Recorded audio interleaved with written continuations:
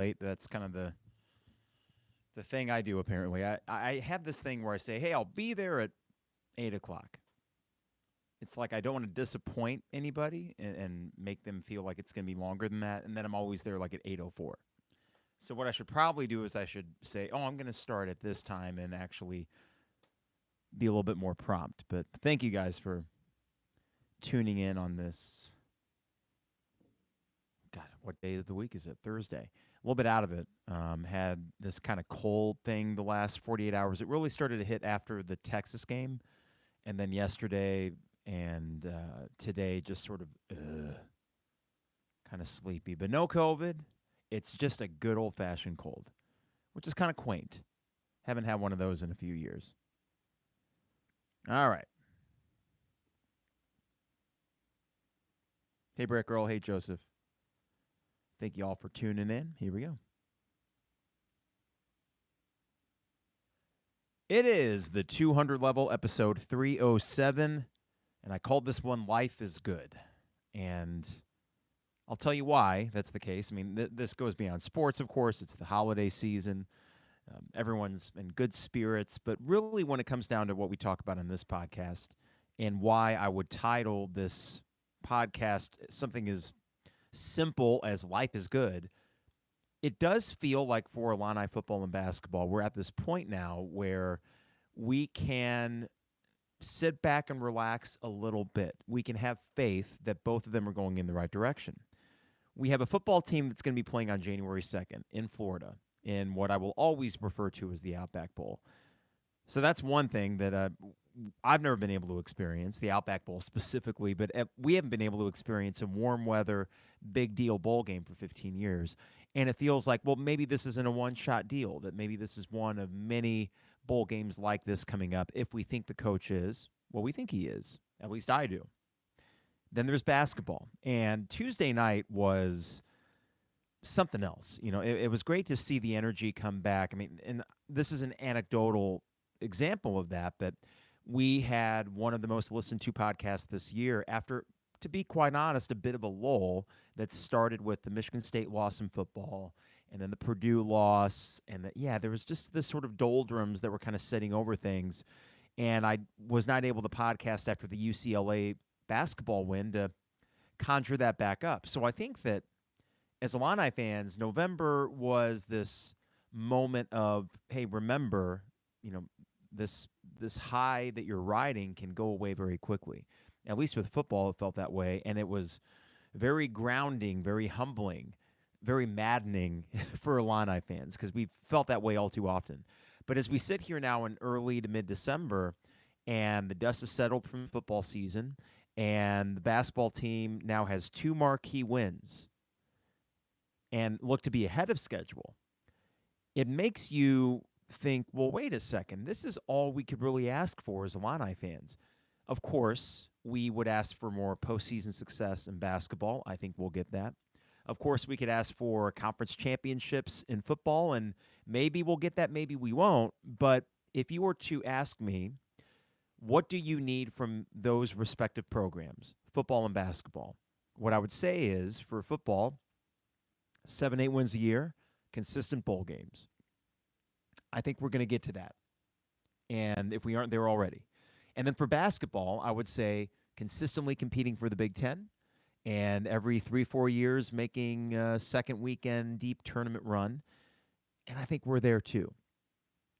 Now, there will be disappointments along the way. There's going to be games where you shake your head, and there's going to be extended stretches maybe where you even think, well, what the hell? Just when I thought we were there, the rug gets pulled out from under us. But as I sit here on December 8th, 2022, and having the gall to entitle an episode Life is Good, it is because both of these revenue sports are in a place where I just feel confident they will stay there.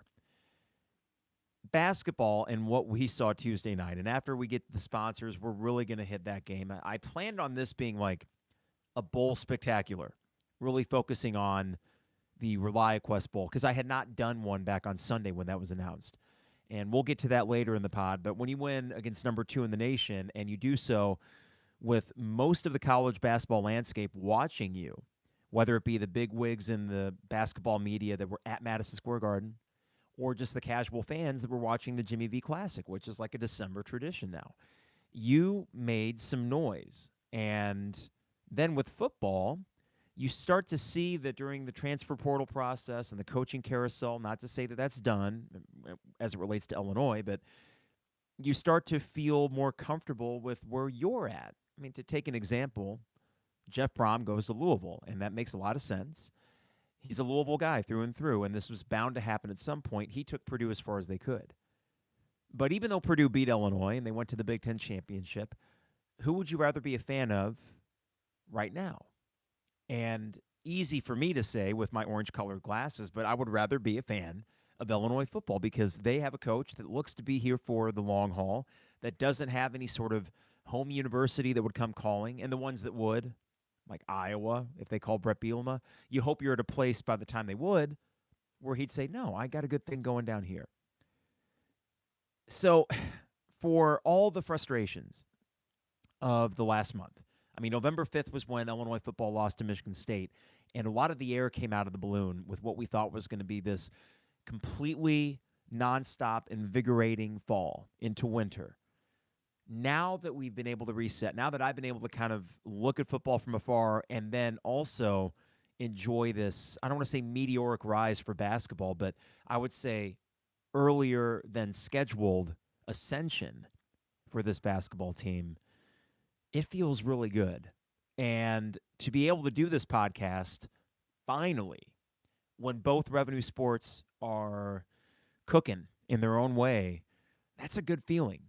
So tonight, there's not really any notes I have. I mean, we're just going to kind of shoot the crap and talk about how awesome Tuesday night was and how awesome it is that in less than a month, I'm going to be down in Tampa, and I'm sure some of you will be down in Tampa too. And if so, we'll see each other around Raymond James Stadium for an Illini football bowl game.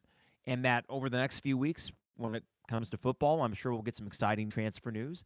And when it comes to basketball, we're entering this period now where other than Penn State and Missouri, they're just kind of chilling and resting and getting ready for the Big Ten basketball season. So it's just good, you know. Life is good. You're probably thinking, geez, Carp is really content right now, and I think content is probably the best word for it because that's how I feel. I think that when I look back on my Illini fandom, there was one year I can probably point to as both football and basketball coalescing at the same time, and that was the fall of 2001. That was the Sugar Bowl season for Kirk Kittner and those guys, and I recall vividly the night before that team won at Ohio State. And that was, I think, Steve Bellisari was the quarterback for Ohio State, but he had a DUI the night before. Regardless, the night before Illinois went to Ohio State, the basketball team opened their season against Gonzaga at home. And they beat them by 15 or something like that. Gonzaga was ranked, not the juggernaut they are now, but it was a big non-conference home win to kick things off. And for a good month there, it felt like, wow, both of these things are cooking. But really in my life, that's about the only time I could count that. Because the other really good basketball seasons from 2000 to 2005, there was one good football team in that stretch.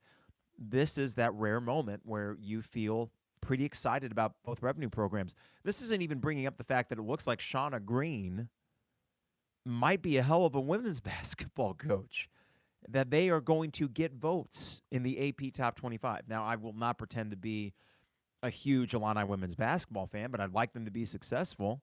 And while I was a little bit leery earlier this year when I saw that she has the system called FROG, you know, these coaches love acronyms.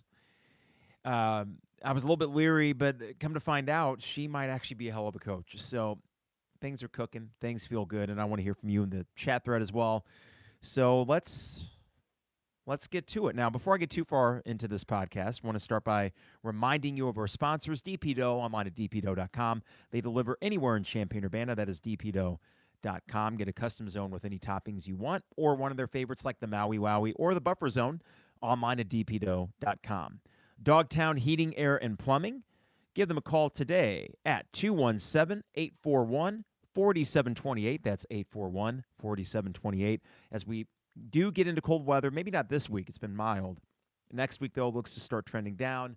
Before you know it, it's January and February, and we feel comfortable knowing our furnace is tip-top shape. Matthew, technician from Dogtown, check that out, and he'll be back in April to check out our AC. So I recommend you give them a call today at 841-4728. That's Dogtown Heating, Air, and Plumbing, your home's best friend. Rector Construction, online at rectorconstruction.com for all your home exterior projects. These guys are the goods. They are expert craftsmen. The customer service is second to none. And as a townie myself, there are a bunch of townies over there. They give back to Champaign-Urbana, which I appreciate, and I also appreciate their support of this podcast. So that is Rector Construction, online at rectorconstruction.com. And finally, State Farm agent Brian Hansen, online at brianismyguy.com for life, auto, home, business, renters, you name it. Brian is my guy, and he can be your guy as well. We've been with Brian now for 2+ years, and we'll be with him for the foreseeable future. Great guy. I need to maybe hit him up because he talked about doing a second half pod down here, and I've been flying solo for those, which is fine. And you guys keep me company in the YouTube live feed, but we'll see if he can't make it down here for one of these games coming up. That's Brian Hansen, online at brianismyguy.com.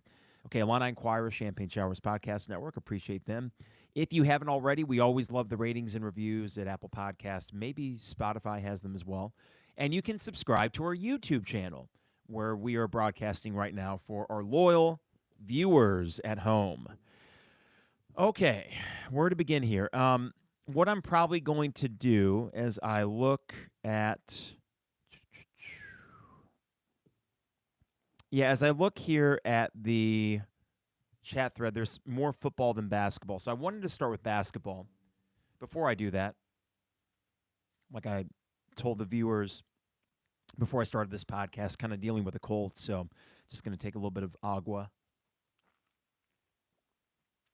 I'll be having to do that periodically. Tuesday night was very unexpected. If you tuned into the stream, I wasn't even wearing Illini stuff, not because I was upset with the Maryland game or anything like that, but the approach that I was taking with this team is one of patience and recognizing that there's not much sense in getting really ticked off or upset with what this team does in November or December. When they beat UCLA, I thought that's a coup. You got to win that maybe a lot of people, myself included, did not expect, and a win that would help you in March. When you lost to Maryland on Friday, it felt like, darn it, that was probably the game that you had to get out of the next two. For them to rebound like they did against Texas and win that game is remarkable, but all the more remarkable is that for the first 10 minutes of that second half, you were terrible. And it's okay to acknowledge that. I think the team would acknowledge that themselves. What I kept harping on during that podcast was that I didn't know what the offense was. I didn't know what the rhyme or reason was. And there were way too many possessions where you weren't really doing a whole heck of a lot. I think we scored maybe 4 points in 9 minutes, and yet somehow we're only down 10. But it felt in a way insurmountable because Texas offensively started to click, and it also felt like, who's going to score for us? And then before you know it, you get some transition buckets.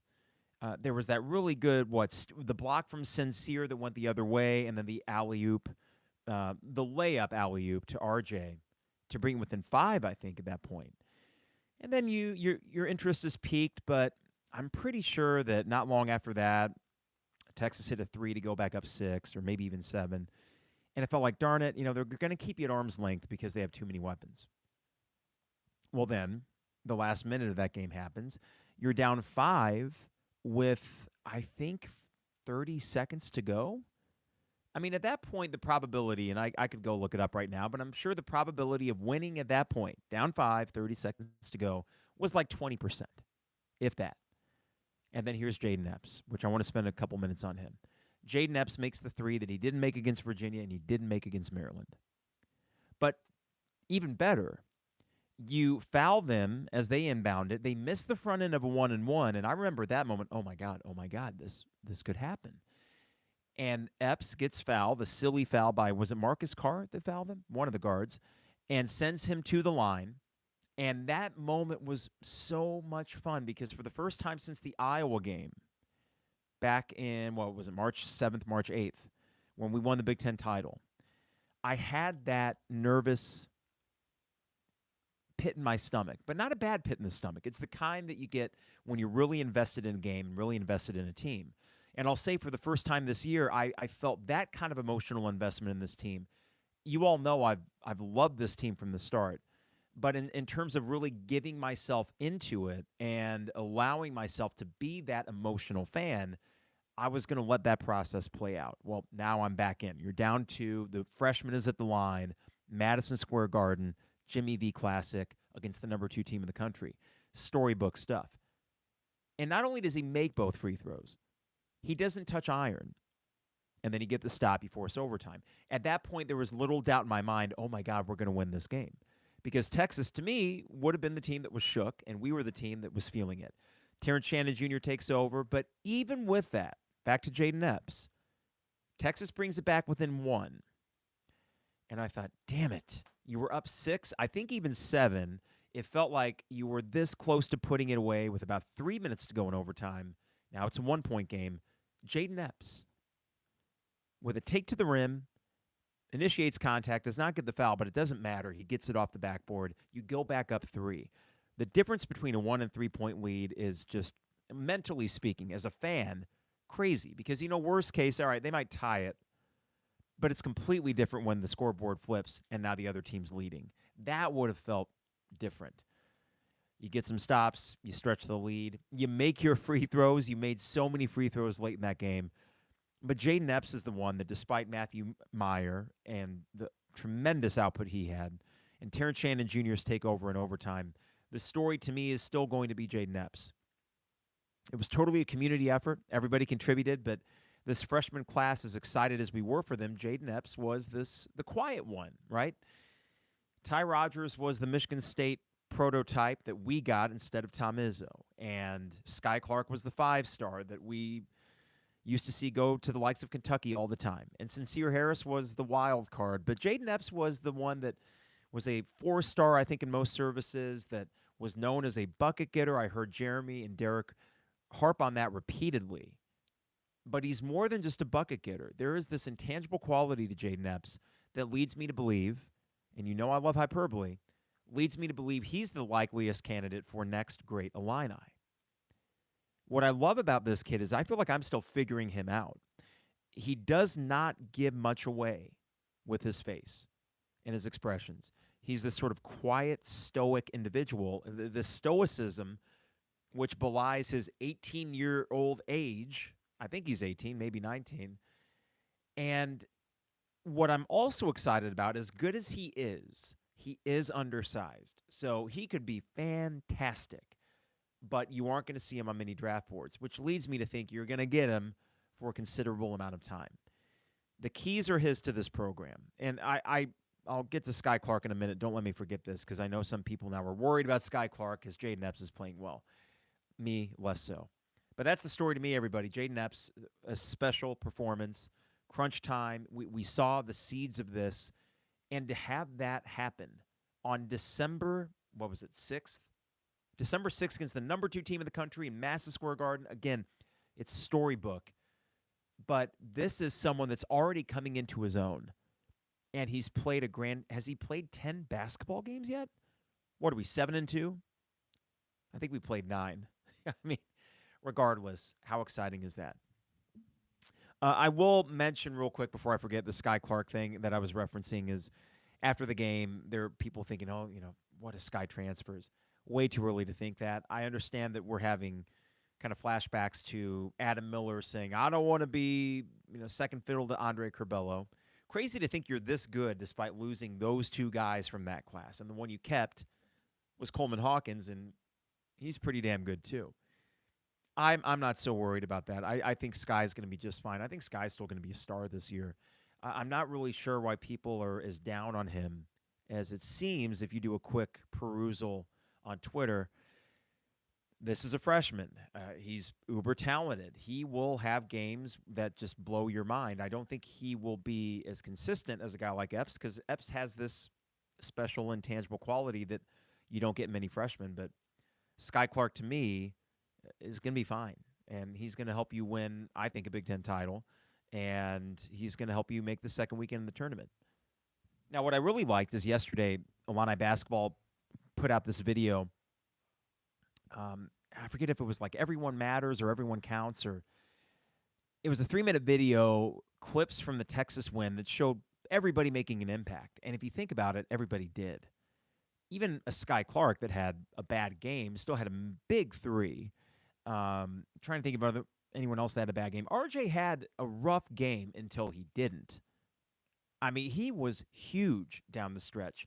To me, other than Epps, I think the secondary story here is RJ Melendez within one game showing you the things that frustrated you early this season in like the first 5 games. And then in the late second half overtime showing you, oh, right, this guy can be special. So to me, Jaden Epps and RJ were the 2 bigger takeaways because you kind of know what Matthew Meyer can do, though that was still pretty special. And you know what Terrence Shannon can do. Well, Coleman Hawkins, 8 points, I think, so not crazy offensive output. But again, he's as rough as I was on him, and it was like 2 tweets, but as rough as I was during the UCLA first half, you can't make a guy like Coleman Hawkins in a basketball factory. I mean, this guy is a freak and does things that no other player does. And he's only going to continue to grow into that role as this sort of point forward. We threw that term around with Scottie Pippen a lot. Isn't that kind of what Coleman Hawkins is doing? Often from, the free throw line, top of the key. He is a point forward that's facilitating, but I'm loving the balance he's finding between being a passive facilitator and being an aggressive scorer. And that will continue to get better. I mean, the basketball IQ he has is insane. And I think just the way he's built, sometimes it looks a little not off, but it gets your heart racing a little bit, right? You feel like he's just moving at turbo speed and that he might make a mistake. Well, in actuality, I think the game is slowing down for him and that he is only going to get better. And you will see that, I think, on a week-to-week basis. All of that is to say this team is scary good. It's scary good. And the national media is paying attention to it. And the joy I'm having watching this team is that on any given night, 3 or 4 guys could stink. But it doesn't matter because you still have 3 or 4 more guys that can make a massive impact. You could not say that for the last 3 seasons, which were good, very good Illini basketball teams. You had a number 1 seed in the NCAA tournament, and yet, if you said which team do you prefer to make a deep run, which one do you think is more built to make a deep run? Not to be a prisoner of the moment, but I think it's this one. They're loaded. And it's the kind of basketball team that tends to find their way into the second weekends and the Final Fours of this era of college basketball. What Brad Underwood has done, I love that man. In the most platonic way possible, I absolutely adore Brad Underwood. I was texting with Trevor and Isaac after the game, and we were harping on that. An anecdotal example is when he tweeted out, there was the clip where he was absolutely despondent. His head was about to explode when they did call the goaltend. And he poked fun at himself. I'm okay now, after someone said, man, I hope Coach is okay. I think it was maybe Terrence Shannon had tweeted out, I hope Coach is okay after this. This guy knows how to play to the fan base. And you also see how he plays to his own team. They adore him. It's a guy that they feel like would do anything for them. And the meatball aspect of being a sports fan is when you start feeling that inclination to run through a brick wall, even though you're nowhere near the court or field where the game is actually being played.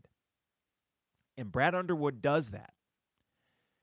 Last year, the Ohio State game was not one of my favorite moments in that stadium. I thought things got dark. I was still letting that weight of not having won a Big Ten title. It was weighing on me massively. Thank you, Fred Hoiberg, and everything else that came into place to do that against Iowa. But when we lost to Ohio State at home and Brad Underwood got ejected, man, that didn't sit right with me. But in hindsight, as calculated as that was by him, I appreciate the showmanship.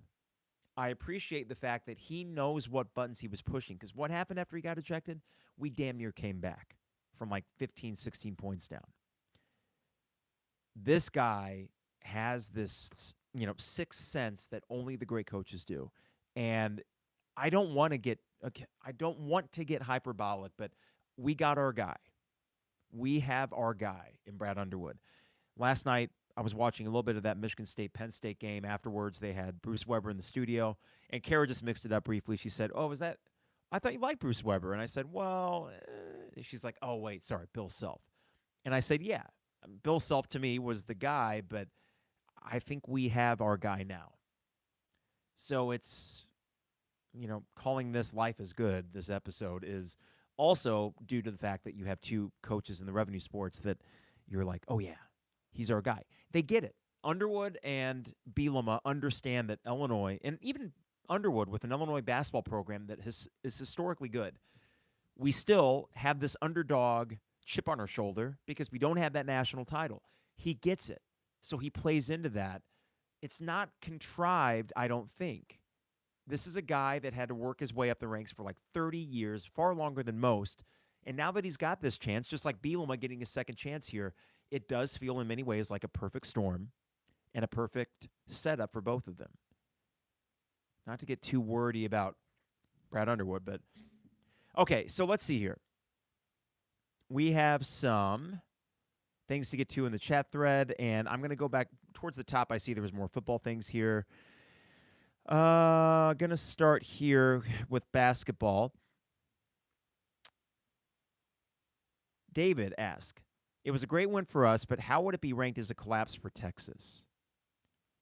Pretty big, I think, David. That was not at all a good performance by them when it mattered the most. And if you were a Texas basketball fan, and I don't know how into it they are down there, certainly a football school, but I think it would make you raise your eyebrows and wonder about toughness. What I love is that despite our flaws, this basketball team is flawed in some ways. The one thing one thing that's not a question is whether or not this Illinois basketball team is tough. And to have that answered for a team this young and this early in the season, that's something I couldn't have anticipated. I mean, you just don't know. You don't know what the personalities are going to look like together. And we found out between the UCLA, I'll say the Virginia, the Maryland, and the Texas games. I mean, the Maryland game, it felt hopeless. And you almost won it. I mean, when this team figures out the execution part of it offensively, game over. We're the best team in the Big Ten. It ain't Indiana. It ain't Wisconsin. Ohio State's interesting. Iowa, pretty good. There's a lot of pretty good. But this team, when they figure it out offensively, and I think they will, holy crap. I mean, I say all this with the tough Penn State matchup coming up, okay? So I don't want to, I understand the trap game concerns that one would have before the Penn State game, but I also don't want to sell this team short. So 11 a.m., sleepy start or not on Saturday, this team, I think, will be fine. But more importantly, down the stretch, they're going to be absolutely a behemoth, I think. Oh, Purdue. I know Purdue's good, but yeah, I don't know, guys. I'm buying stock in this team. Illini Brickroll did find the probability. 13% win probability with 45 seconds to go. Wow. That says it all. I mean, they factor in so many variables when they do this win probability thing, but you felt the same way watching it. I mean, we weren't going to turn it off because it was only a 5-point deficit. We were going to ride it out to the bitter end, but I don't think any of us thought, we got this. No, it was a shock to make it to overtime, but once we did, I think everyone felt pretty good. All right, this is from Joseph. Epps. Calm, under pressure. The freshmen outside of Rodgers have all had their moments this year. And I can't help but think that Rodgers eventually figures it out. I am not at all worried about Rodgers, Joseph. Not to compare him to Surge. Surge as a freshman was okay. Ty Rodgers is someone that I think, like Surge, is going to do a little bit of everything.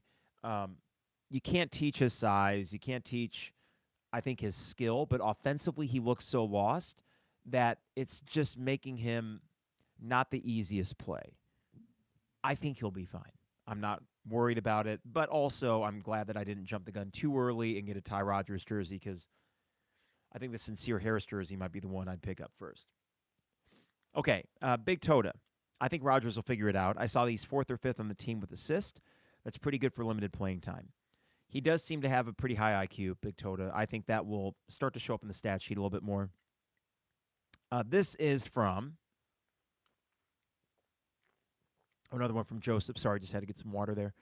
I think Epps is perfect off the bench. Gives someone that can give you points when you need it.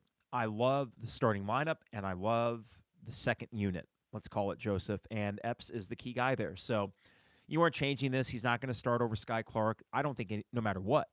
I think he's the guy off the bench, and I like it. David says, in my mind, I see this team as a video game, and they're progressing through the season game. They're unlocking new tools and features. Shannon and Coleman unlocked. Epps unlocked. Meyer unlocked. I like the metaphor, David. I think that this team, that's an apt metaphor because you know that it's within them. It just is a matter of bringing it out, and I didn't think this early they'd have 2 marquee wins that showed that they can bring those things out. Okay, this is from, David asked who is unlocked next. It was mentioned Ty Rodgers earlier. I think Sky Clark is unlocked next. I really do. I think he's going to be fine. And Joseph says, I think Sky just needs to be more aggressive. All right, let's see here if I'm missing anybody. Big Tota says, Coleman appears to be the leader of the team. I feel he's showing a lot of maturity this year. He is, Big Tota. He really is. As someone that was leery of him mid of last year, really started enjoying watching Coleman. I think that Ohio State game at home was when you saw Coleman is doing almost everything out there. The Iowa game to win the Big Ten, Coleman was fantastic. Off-season, it didn't sit well with me, off-season comment he had about, who are they going to bring in? I understand some interpreted that as, well, are they going to recruit over me? But it just felt in poor taste. But then again, he is still relatively young. And I allowed that to influence how I felt about him in the UCLA first half. Pretty silly of me as the 36-year-old guy. But no, Coleman's playing off the charts. He looks great. He's been so freaking good. Okay, Joseph asks, has Illinois basketball ever, let's see here, ever had 2 players drafted in the first round in the same year? And Joseph, I think you're alluding to what if Coleman and Terrence Shannon both get drafted first round. Illini Brickle says Luther and Darren went in the first round, I think. And Luther was late first round. And then Brickroll mentions would be 89 before that. Yep. Big Tota, I agree with you here. I impatiently wait for the locker room videos just to see Brad come in and see how animated he is. The 100th win video was so awesome to see him acknowledge what was about to happen. Big Tota, you're talking about the Gatorade bath that he took there? Yeah, the little finger guns that he pointed, or, I see you kind of motion he gave his team. That was good. Dan says, best of 7 series with this team versus 2005 team. I will avoid the comparisons, not because I'm not bullish on this team. I am. But they are so different, and even within these last 17 years, college basketball is so different. I think this team would give that team fits, but that 05 team executed better than any team we've ever seen. So I've long said that when Illinois has a national champion, there's a high likelihood that team won't be as good as 05. Or I should say as well-rounded or as efficient for sure, because that 05 team was just remarkably efficient. But the deficiency they had that came out against UNC in the final game, and even Arizona in the Elite Eight, was that if you faced really high-level athletes, as good as that Illinois team was, they were in some ways undersized, and certain teams could exploit that. This Illinois team, not undersized. And what was encouraging listening to Jeremy and Derek after the game on Tuesday was looking at the stats of your big men, not just in the Texas game, but all year. You don't have a Kofi, but it really hasn't hurt you when it comes to rebounding or interior defense. So this may work out okay. All right. I think that's all I got there for basketball. It's fun, though, everybody. It's fun. All right. A few more things for football. I'm going to keep this relatively short tonight, maybe 40-minute podcast. Okay, so Chase Brown did not win the Doak Walker. Illini Breakroll posted that. I saw that on Twitter as well. Do we know yet if Witherspoon won the Jim Thorpe Award? Now, Big Tota mentions rumors that Chase may be back next year, and I know that's kind of making the rounds, Big Tota. Hard to know how legit that smoke would be. They have not announced the Thorpe Award winner yet. Hard to know how legit that could be. I know there was also some speculation after Bielema made a comment about DeVito, or there was a question that I think Jeremy asked Bielema about DeVito after the bowl announcement and the efforts to get a sixth year for him, maybe seventh, I forget. I would not be surprised by anything. I wouldn't be surprised if DeVito and Chase Brown are right back here. And I say that with no knowledge of it, but more that it's just different now. With name, image, likeness, you have a sell that you didn't have before. Chase Brown, at the moment, is someone that would get drafted at some point. And as a running back, you do have a different calculation to make because you only have so many carries in those legs and in that body. So are you really going to lose an entire other year doing that in college?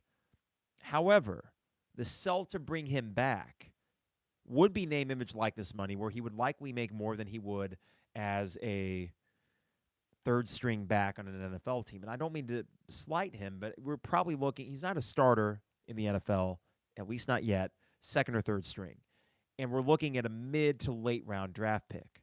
So with that in mind, if there's a package attractive enough and the opportunity to come back and be Big Ten Player of the Year, win the Doak Walker, you know that Brett Bielema is going to get a good line. I mean, they're talking to a kid from East Carolina to be the center next year.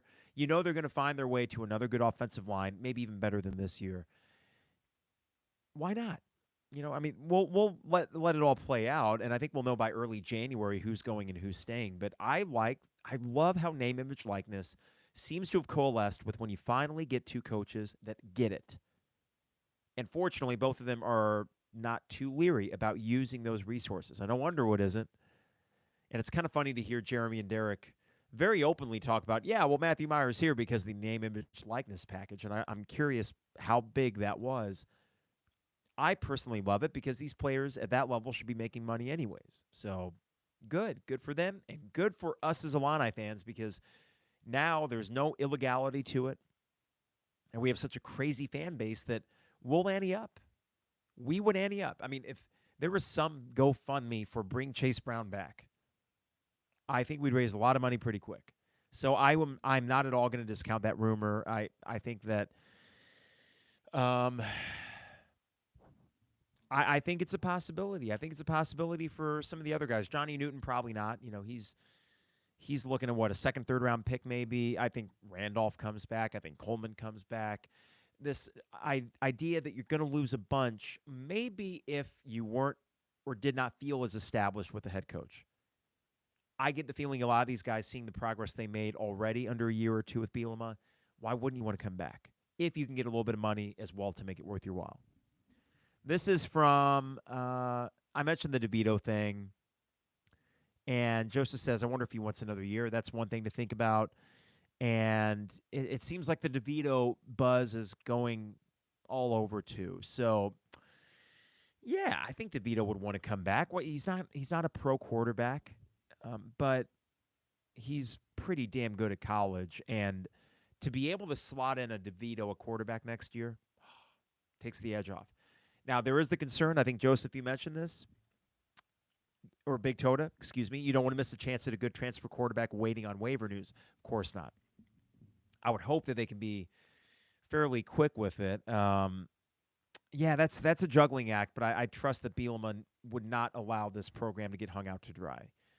I mean, if you got to take someone, you got to take somebody. And I know that's a risk if DeVito were to get that year, but I do think that the transfer portal, I mean, it's open for 6 weeks. And if DeVito got granted that 6th year and wanted to come back, and then the guy that transferred in says, oh, never mind, I think they can transfer out. I don't want to speak to that with 100% certainty, but I think there is a little bit more flexibility, maybe even if you got outside that transfer window, but I'm not 100% sure. All I know is that these moving parts actually work out pretty darn well for where you're at. What I was going to have this podcast be is a bowl kind of extravaganza, just really focusing on Tampa. And how many of you guys in the chat thread are going to be down there? I mean, I will be. Karen and I are flying out of Midway on New Year's Day, getting back on the 4th, and enjoying 3 nights out there. And I like the way it shakes out where the game is kind of sandwiched in between 2 free days in Tampa. And just looking at the forecast, seeing every day down there is 81 and sunny. I mean, Jesus. Being able to just take nothing but shorts and T-shirts and one pair of shoes, and that's it, man. Like, just and swimsuit, of course, just to get out and soak in the sun. Got our tickets yesterday for the stadium. We're about the south 15-yard line on the Illini side. I wanted to lock in tickets. Going through the DIA, you just didn't know what kind of tickets you'd get. So as much as I wanted to support the football program, I'm thinking there's enough iFund members that will. But anyways, this to me is I kind of reflect on this season and, yeah, the disappointment in not making it, maximizing what you could have done with it.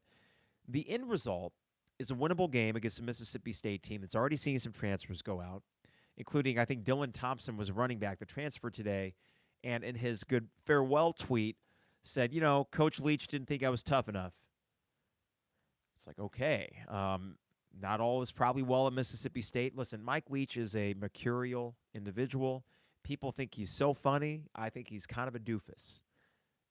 He is an offensive genius, but when we start praising the eccentricities of this guy that's making $6-7 million a year, you can laugh at him, but he's also kind of an ass and has a track record of being that. There was a reason he got canned at Texas Tech and a reason he got canned at Washington State.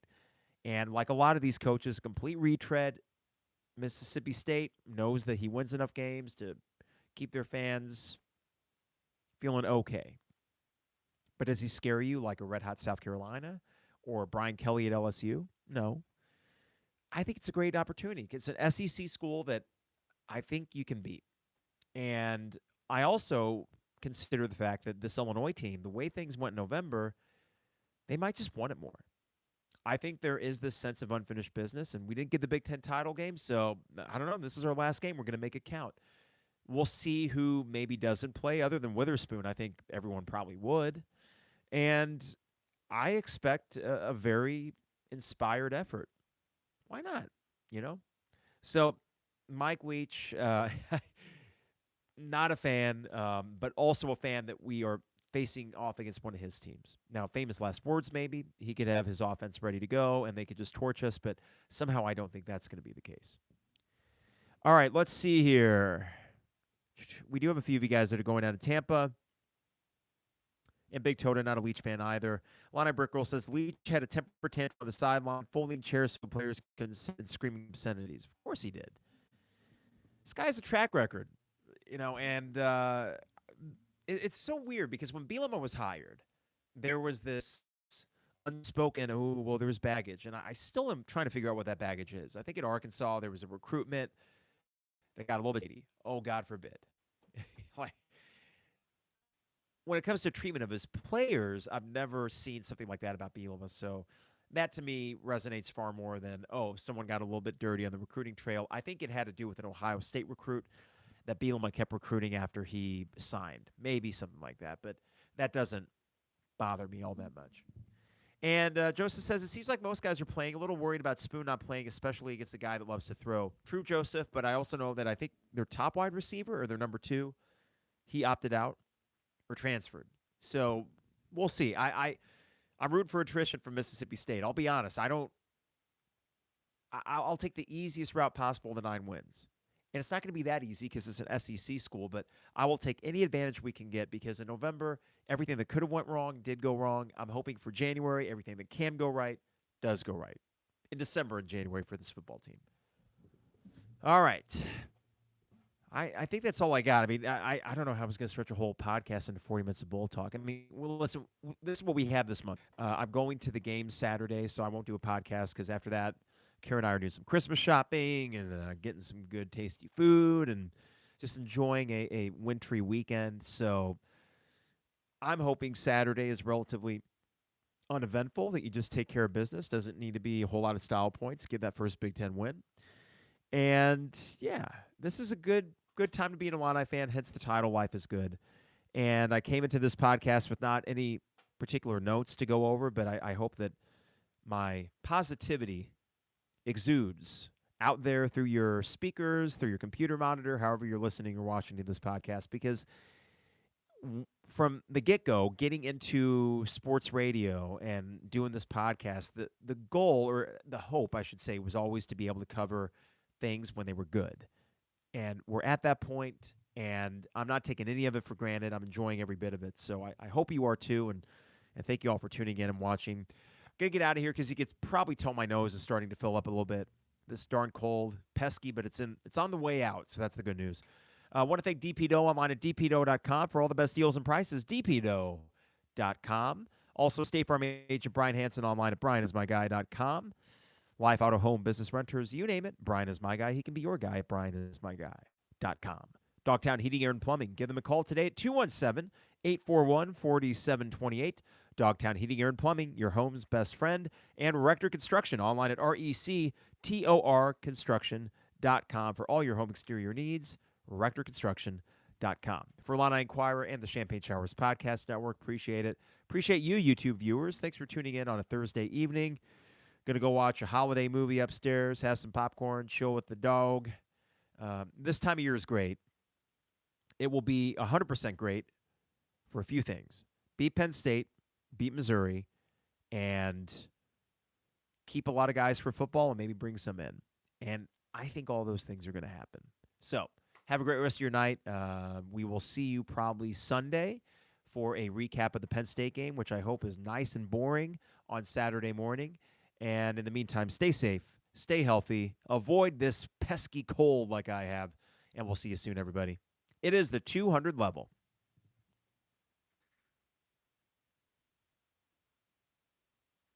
All right, thanks, you two, for tuning in. I appreciate you guys.